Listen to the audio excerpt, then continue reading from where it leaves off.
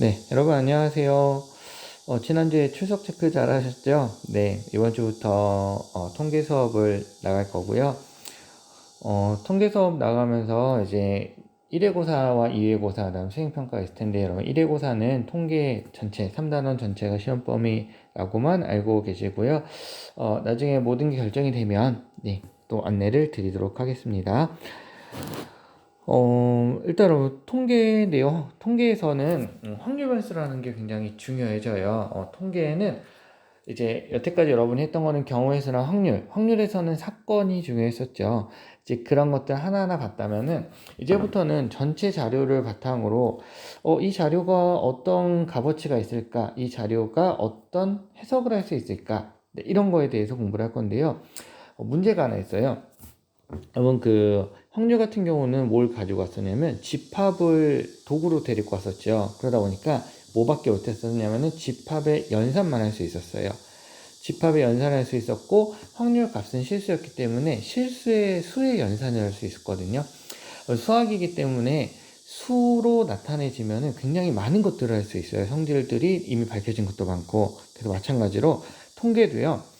어떤 표본 공간이 있을 거예요. 이런 표본 공간이 있으면은 이 표본 공간은 결국 집합 연산밖에 할 수가 없다는 얘기예요. 그러면 제약 조건들이 많이 걸리기 때문에 얘를 어떻게 할 거냐면 실수값으로 대응을 시켜줄 거예요.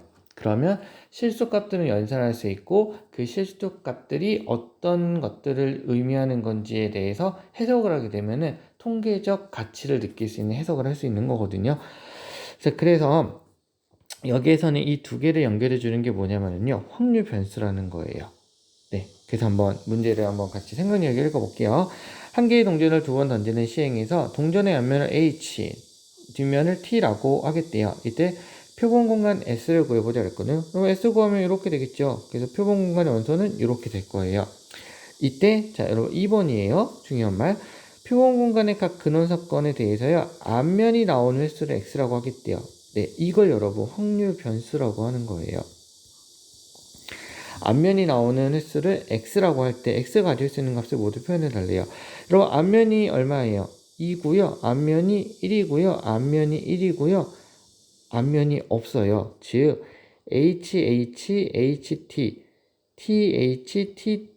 THTT라고 되어 있으면은요, 이게 뭐 표본관 S죠. S를 0, 1, 2가 있으면 실수값 뭐 요거라고 둘게요. 그러면 HH는 2로 대응되고 얘는 1, 1, 제로로 이렇게 대응되는 값, 그리고 이걸 대응시켜주는 요 값을 확률 변수라고 하게 되는 거예요. 자, 확률 변수는 보통 알파벳 대문자로 나타내고요. 확률 변수가 가질 수 있는 값은 소문자 또는 첨자로 나타내게 돼요. 확률 변수는 표본 공간을 정의역으로 하고요. 실수 전체를 공역으로 하는 함수지만요, 변수의 역할을 하기 때문에 확률 변수라고 부르게 돼요. 예, 함수라고 그냥 나타내면은 네, 함수 성질로 너무 이렇게 될 것 같으니까 확률 변수라고만 나타내지만 결국 함수로 간 거라고 생각해 주시면 될 것 같아요. 자, 파란 공 4개와 빨간 공 5개가 들어있는 주머니에서요, 임의로 4개의 공을 꺼낼 때 꺼낸 빨간 공의 개수를 확률 변수 x라고 하겠대요. x가 가질 수 있는 값을 딱 구해달래요. 그럼 x가 가질 수 있는 값 구하시면 되죠. 빨간 공이 몇 개 있어요? 5개 있어요. 우리가 빨간 공의 개수니까는요. 근데 4개의 공을 꺼낸대요. 그러면 제일 작은 값 제로고요. 하나도 안 뽑을 수 있으니까요. 파란 공이 4개니까 파란 공만 다 뽑을 수 있죠. 그럼 빨간 공은 제로. 하나, 둘, 셋, 4개까지니까 4죠. 5는 왜 안 돼요? 4개의 공이니까 5개의 공을 빼내진 않죠. 자, 이산은 여기서 이제 이산 확률 변수와 연속 확률 변수가 나오게 되는데요. 여러분 이산이란 말 뜻을 알고 있고 연속이란 말 뜻을 알고 있죠. 이산은 여러분 떨어져 있는 걸 이산이라고 하고요. 연속은 이어져 있는 걸 연속이라고 해요. 그러니까 두 개는 사건으로 따지면 배반 사건이죠. 네, 겹치는 게 없어요. 수학에서 어떻게 정의되는지 한번 볼게요. 확률 변수가 가질 수 있는 값이 유한계이거나 무한히 많더라도 자연수와 같이 셀 수 있을 때 확률 변수를 이산 확률 변수라고 하고요. 어떤 범위 안에 속하는 모든 실수값을 가질 때, 즉 반대로 얘기하면 셀 수 없다는 거거든요. 셀 수 없을 때 연속 확률 변수라고 얘기를 한대요. 여러분 셀 수 있다, 셀 수 없다 어디서 많이 들어봤어요? 영어에서 많이 들어봤죠. 매니와 머치를 구분할 때 many는 셀 수 있는 게 many고요. much는 셀 수 없는 게 much라고 배운 적이 있죠. 저는 그렇게 배웠거든요. 학창 시절에. 여러분이랑 세대가 많이 차이가 나서 맞는지 모르겠는데 이렇게 배웠어요. 그래서 여러분 many 사과의 개수 어떻게 돼요? 셀 수 있나요? 셀 수 있죠. 사과 1개, 2개, 3개, 4개 이렇게 얘기하면 꼭 이렇게 사과 1.5개는 뭔가요? 이렇게 얘기하거든요. 사과 더 쪼개져 있으면 그 쪼갠 거를 하나의 기준점으로 얻어 하나, 셋, 다섯 뭐 이런 식으로 셀 수 있잖아요. 그래서 끊어져 있어요. 끊어져 있기 때문에 셀 수 있는 거예요. 기준 어떻게 잡느냐에 따라. 그래서 사과의 개수 many예요. 시간은요? 시간은 영어에서 much라고 했죠. 왜 much예요? 외우는 사람들도 있을 텐데 시간은요 7시에서 8시예요. 그러면 7시에서 갑자기 8시로 하는 게 아니죠. 7시에서부터 시간이 흘러가죠. 7시 1초 2초에서 1초와 2초 사이도 쭉 흘러가잖아요. 흘러가서 8시가 되기 때문에 끊어져 있지 않아요. 이어져 있기 때문에 연속 much라고 쓰는 거고요. 시간이 나오면 역시 연속 확률변수예요. 수학에서도. 몸무게는요. 제 몸무게가 70에서 80으로 갔어요. 그러면 몸무게를 70을 달아보고 그 다음에 한 번 더 며칠 뒤에 올라갔더니 10kg나 찐 거예요. 80이라고 생각할 수도 있지만 제 70에서 80으로 건너뛴 게 아니죠. 70부터 꾸준히 증가를 연속적으로 증가해서 80이 된 거잖아요. 그래서 여러분 머치를 쓰는 거고 연속 확률 변수라고 얘기하게 되는 거예요. 그러니까 간단하게는 그래요. 셀 수 있다 이산, 셀 수 없다 연속이에요. 그리고 언어적 뜻은 이산은 떨어져 있고 연속은 이어져 있는 거고요. 그래서 두 개를 다 적절히 생각을 해서 구별하시면 되고요. 수학에서도 이렇게 구별하지만 결국에는 여러분이 여러분 나름대로의 그 구분 기준을 갖고 있으셔야 돼요. 그래서 그거를 계속 적용을 해보는 거죠. 적용하다 보면은 틀릴 때가 나오겠죠. 틀리면 내가 갖고 있는 오개념을 수정하시면 되는 거예요. 이렇게 해야 여러분이 알고 있는 지식에 대해서 어떤 답변을 했을 때 확신을 가질 수 있는 거예요. 아시겠죠? 자, 예제 1번 볼게요. 다음 시행에서요, 확률 변수가 이산인지 연속 확률 변수인지 말해달래요. 여러분, 볼링공을 계속 굴리는 시행에서요, 스트라이크를 성공할 때까지 공을 굴리는 횟수래요. 스트라이크를 첫 번째 시행에서 성공할 수 있죠. 두 번째 시행에서 성공할 수 있죠. 세 번째에서 성공할 수도 있죠. 그러니까 결국 뭐예요? 셀 수 있네요. 그래서 이산이에요. 여러분 혹시 이거 표본 공간 구할 수 있겠어요? 성공하는 걸 S라고 두고요. 실패하는 걸 fail, F라고 둘게요. success, S라고 두고요. 그러면 S, 첫 번째 성공. 두 번째 성공하려면 첫 번째 실패해야 되겠죠? 이렇게. 그래서 네, 무한집합으로 표본 공간이 표시가 되겠죠. 7분 간격으로 도착하는 어느 버스를 기다리는 시간을 측정하는 시행에서요. 버스를 기다리는 시간이래요. 시간이에요. 이거 볼 필요도 없어요. 연속이에요. 근데 이거 표본 공간 굳이 나타내라고 한다면 네, 이렇게 나타내시면 되겠죠. 자, 문제 2번이요. 이산인지 연속인지 물어봐요. 이런 강수량이에요. 강수량이 10mm에서 20mm가 왔어요. 그러면 이게 10에서 20으로 건너뛰어요? 아니면 10에서부터 꾸준히 채워져서 20으로 가요? 꾸준히 채워지죠? 연속. 자, 입장기의 개수 1명, 2명, 3명 셀 수 있죠? 네, 이산. 동전을 던질 때 앞면이 나온 동전의 개수 이산이라고 쓰시면 안 되고 이산 확률 변수, 연속 확률 변수 이렇게 써주셔야 돼요. 어느 공장에 생산된 전구의 수명 시간이죠. 시간이니까 연속 확률 변수라고 얘기해 주시면 돼요. 자, 이제 본격적인 얘기인데요. 여러분, 이산확률 변수의 확률 분포를 오늘 볼 거고요. 다음 시간에는 연속 확률 변수 확률 분포와 이제 요거에 대한 교과서에 있는 문제를 풀어 드릴게요. 자, 여러분, 이산확률 변수의 확률 분포.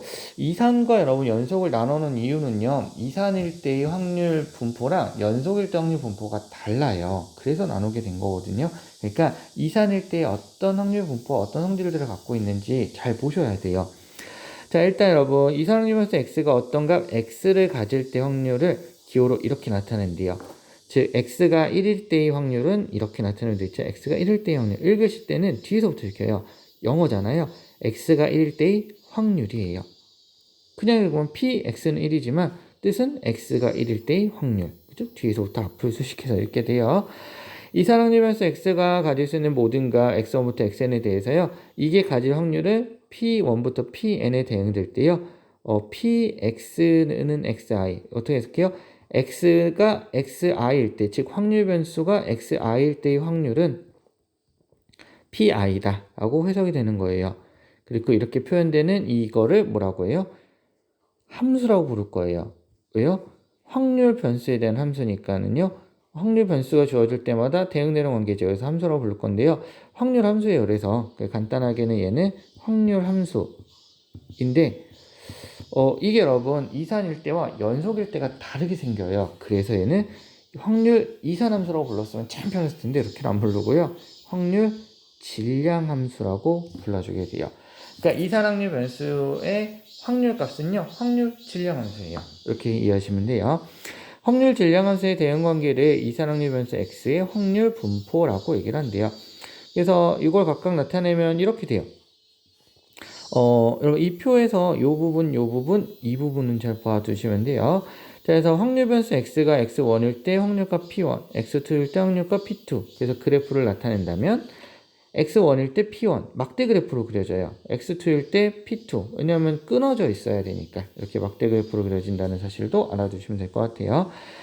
이산항률 변수 x가 무한계의 값을 가질 때도 있지만요. 우리 교육과정에서는 일단은 유한계 값을 가진 거를 다루기만 한다라고 얘기를 해요. 근데 여러분 시그마를 배우거나 그러면요. 무한도 계산이 돼요. 자, 예를 들어 얘가 나오죠. 통 한 개의 동전을 두 번 던지는 시행에서 앞면이 나오는 횟수를 x라고 하면은요. x는 확률 변수이고 x가 가질 수 있는 거. 여러분 동전 두 개를 던지게 때 x가 가질 수 있는 건 뭐 있어요? 0, 1, 2죠. 예. 그리고 각각 가질 수 있는 값 찾아낼 수 있겠죠. x가 0일 때 4분의 1, x가 1일 때 2분의 1, x가 2일 때 4분의 1. 근데 여러분 이거요. 웬만하면 약분 안 하시는 게 좋아요. 그래서 확률 분포 표를 그려라. 이게 여러분 확률 분포 표거든요. 여기요. 요거 이산확률 변수에서는요. 이거 만드는 게 문제 푸는 거의 50%를 결정을 해요. 잘 만드시면 돼요. 봐보세요. 확률 변수 x 썼고요. x가 x일 때의 확률이에요. 간단하죠. 그리고 요건 좀 이따 얘기하겠지만 개 1이라고 써놓으시면 돼요. 그리고 0, 1, 2를 쓰시고요. 거기에 맞는 확률 값들을 밑에다 써주시면 돼요. 이렇게. 그럼 이게 확률 분포 표가 돼요. 확률 질량함수를 배웠으니까 이 질량함수의 성질이 뭐가 있을까 한번 생각을 해보는 거거든요. 첫 번째 뭐가 있냐면은요. pi라는 확률값은 확률값이잖아요. 0보단 커나 같고 1보단 당연히 작거나 같아야 돼요. 확률값이기 때문에. 그죠? 그 다음에 이걸 모두 다 넣으면 어떻게 될까요? 확률 변수는요. 이 나올 수 있는 모든 값을 다 가지고 있는 거고요. 이 모든 나올 수 있는 값들을 가지고 표를 만들었기 때문에 확률값은 언제나 합이 얼마예요? 네, 언제나 1이에요.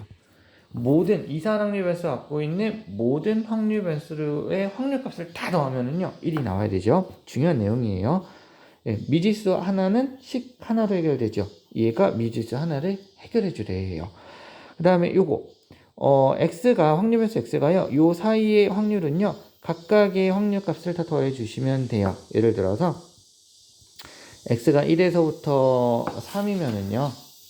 x가 1에서부터 3이면 그냥 x가 1일 때, x가 2일 때, x가 3일 때 만약 이런 값들이 다 있다면 이렇게 그냥 더해 주시면 되는 거예요. 그래서 여러분 이산확률 변수에서는요. 일반적으로는 이 값이랑요. 이 값이랑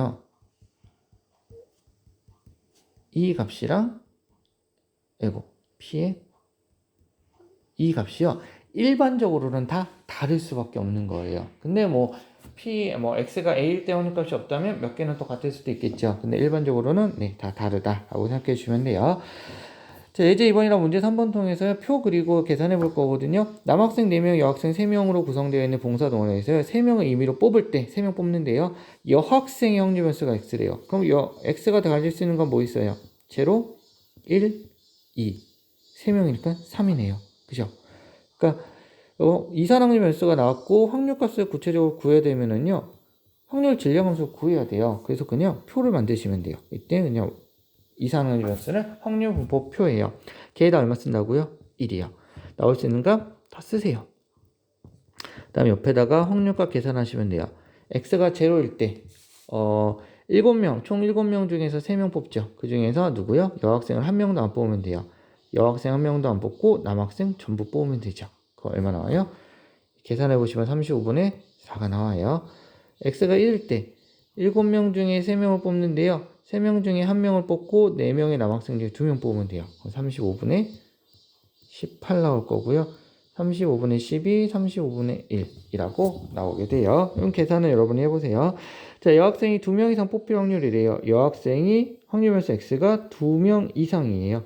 그러니까 x가 2일 때, x가 3일 때를 각각 더해 주시면 되겠죠. 35분의 13이라고 답을 써주시면 돼요. 자, 문제 3번이요. 흰 공 5개랑 검은 공 5개가 들어있는 주머니에서요. 임의로 3개의 공을 꺼낼 때요. 꺼낸 공의 꺼낸 검은 공의 개수가 확률별수 x래요. 그럼 x가 가질 수 있는 건 뭐 있어요? 0, 1, 2, 3 있죠. 또 쓰세요. x가 x일 때 0, 1, 2, 3. 제일 중요한 거 여러분 걔 얼마라고요? 1. 나중에 여기를 막 문자로 줘요. 그러면 요거 이용해서 풀어내시면 돼요. 자, 그래서 x가 0일 때 확률 10 컨비네이션 3에요. 10개 중에 3개를 뽑죠. 근데 그 중에서 검은 공이 하나도 안 나와야 되니까 흰 공에서만 3개를 뽑으면 되겠네요. 계산하면 120분의 10 나올 거고요. x가 1일 때는요.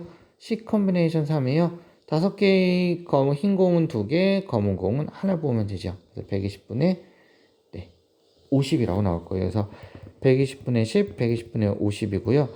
그리고 이게 5, 5 막 같잖아요. 나머지 계산은 해보세요. 그런데 이게 대칭적으로 생겨 이렇게 똑같으면은요. 그래서 이렇게 두셔도 되고요. 아니면 이거를 여러분이 나는 이거는 좀 약분하고 싶다 해서 전체적으로 약분이 되는 경우는요. 이렇게 약분을 하셔도 돼요. 근데 그냥 두셔도 돼요. 아시겠죠? 왜냐면 이게 여러분 나중에 이제 평균이랑 분산 이런 걸 계산을 해야 되는데 그때 이제 또 통분을 하거나 계산을 또 해야 돼요. 그래서 이왕이면 그냥 두시고 계산 과정에서 약분하시는 게 좋아요. 검은 공을 적어도 6건 그죠? 적어도 1개 꺼낼 확률이래요. 1개 이상이니까요. 1개 이상 이거죠.